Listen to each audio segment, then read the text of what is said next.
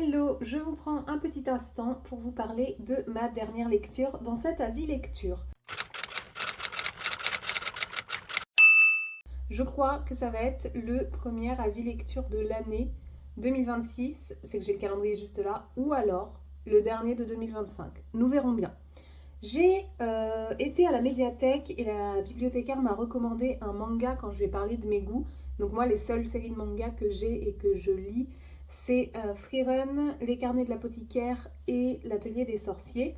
Et elle m'a dit, j'en ai un qui est fait pour toi, c'est en 3 ou 4, pas tomes, mais en 3 ou 4 mangas, je crois. Et elle me dit, c'est plein de petites histoires dedans, donc au bout du 1, si ça te plaît pas, tu changes et tout. Ça m'a plu de ouf. Voilà, donc je vais aller prendre le 2 très très très vite, surtout avant qu'elle ferme pour Noël. J'ai lu Le fantastique voyage de Nicolas au pays des démons. C'est de Asaya Miyanaga et c'est édité chez Nobi Nobi. Ici, c'est une véritable bulle de douceur dans laquelle on suit la petite Nicolas, du coup, qui est une petite sorcière sorcière humaine qui n'a pas de pouvoir ou alors, enfin, elle en a qu'un seul et elle sait pas se servir de ses autres pouvoirs, personne ne lui a jamais appris. Et elle se réveille en fait un jour après être étourdie, elle se réveille dans le royaume des démons et elle est recueillie par un démon qui est ce monsieur-ci, qui est très très gentil pour un démon.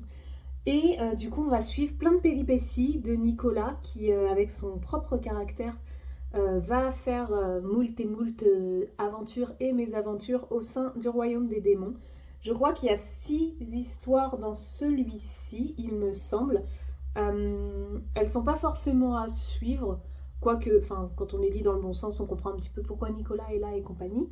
Et ce qui est génial, c'est que du coup, c'est très touchant. Les histoires sont assez courtes et il y a des morales à la fin de chaque histoire.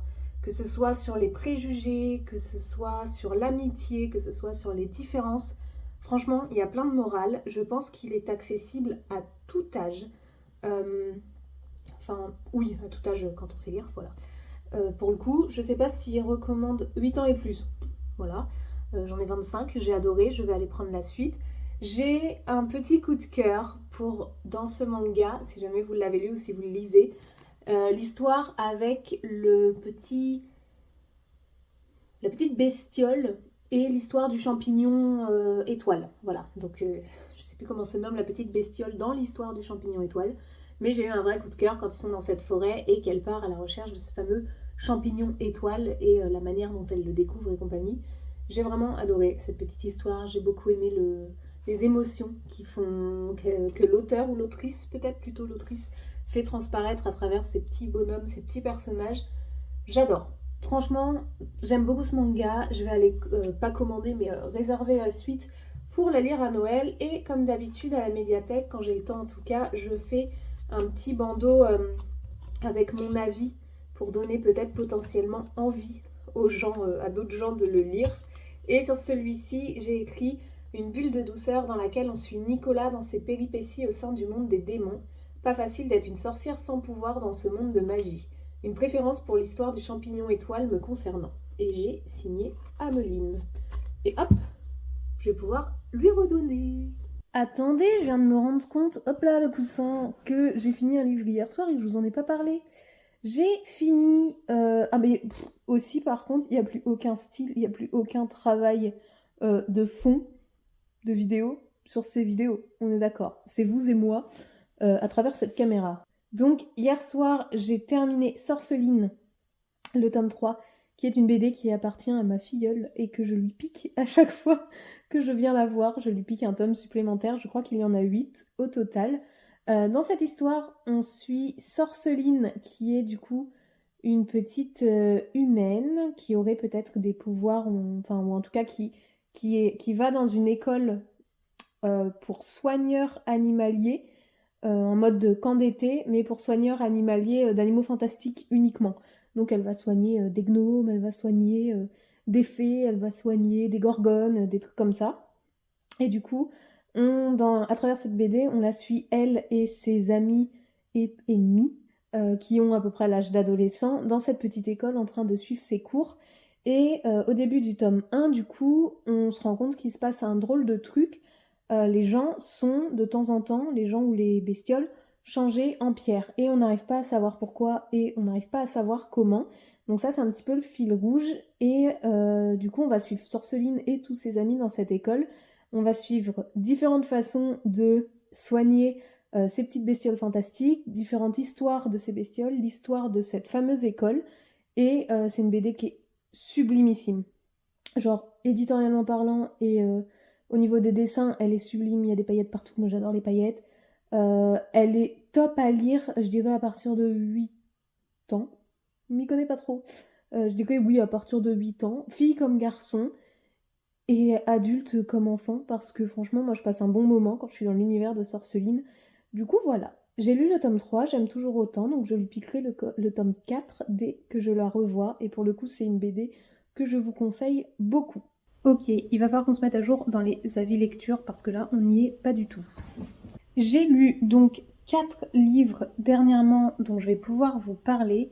Il y en a un qu'il faut que j'aille chercher, on y retourne. Je vais commencer par les derniers lus en date. Donc là, je n'ai que le tome 14, mais j'ai aussi eu le tome 13 au Père Noël. Du coup, j'ai lu le tome 13, je crois, le 31 décembre 2025, et je viens de terminer ce tome 4, 14, pardon, le 1er janvier 2026, et c'est toujours aussi bien. Il s'agit de Frieren, le scénario est de Kanehito Yamada, et le dessin est de Tsukasa Abe, et c'est édité chez Kiyun Shonen. Frieren, c'est assez simple. On suit l'histoire de plusieurs amis qui sont partis pour une aventure pour tuer le roi des démons et tout un tas de démons ou de personnages un peu maléfiques ou animaux un peu maléfiques qui terrassent les différentes villes qu'ils vont traverser. Et on suit notamment Frieren, qui est cette elfe-là qui a déjà fait cette aventure parce qu'elle a plus d'une centaine d'années et qui va réitérer l'opération en fait avec des nouveaux compagnons, dont une elfe qu'elle va prendre sous son aile, un nouveau guerrier, etc. Et en fait, à travers tout leur périple de cette nouvelle équipe, à chaque fois, on va suivre les parallèles que Frieren fait par rapport à sa toute première équipe il y a une centaine d'années. Et il y a pas mal de morale et de parallèles vis-à-vis des sentiments, de l'amitié, de tout un tas de choses qu'elle n'a pas su comprendre lors de son premier périple et que du coup, elle arrive à faire les parallèles grâce à son deuxième périple et elle se dit « Ah bah ça, j'ai dû ressentir de l'amour ». Là, j'ai dû ressentir du manque. Là, j'ai dû... Enfin, c'est super bien fait. J'adore. C'est très contemplatif. On reste pas focus sur les combats. Sauf si c'est nécessaire. Mais si, par exemple, il traverse un village et qu'il y a un dragon à tuer, mais qu'on s'en fiche un peu, en 2 pages, c'est réglé. Voilà. Ça, c'est mes 2 dernières lectures. J'ai aussi lu. Aussi lu, du coup, Green Backlash, qui veut la peau de l'écologie, qui est paru chez les éditions Seuil, mais dans la collection Écocène Seuil. Et ici, c'est sous la direction de l'Hortelière, Steve Agimon et Jean-Michel Huppé. Ça, c'est moi qui l'ai mis, c'est quand je mets des petites notes à l'intérieur, je me mets ça. Il est paru il n'y a pas très très longtemps, cet ouvrage. Il m'a été envoyé par les maisons d'édition, par la maison d'édition Seuil notamment. Fin d'année dernière, il est paru en octobre 2025, voilà. Ici, je m'étais fait du coup une petite note parce qu'on est quand même sur un ouvrage qui parle de écologie certes, mais de politique beaucoup, et je n'ai jamais lu d'ouvrage de politique, et avec celui-ci, ça l'a fait largement.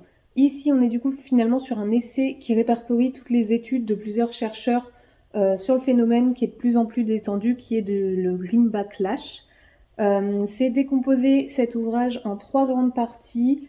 Il fait un état des lieux, que ce soit au niveau mondial, mais aussi de manière chronologique, de l'écologie et notamment du développement des mouvements écologistes et surtout des différents impacts des politiques écologiques sur les États ou sur les pays dont on parle dans l'ouvrage.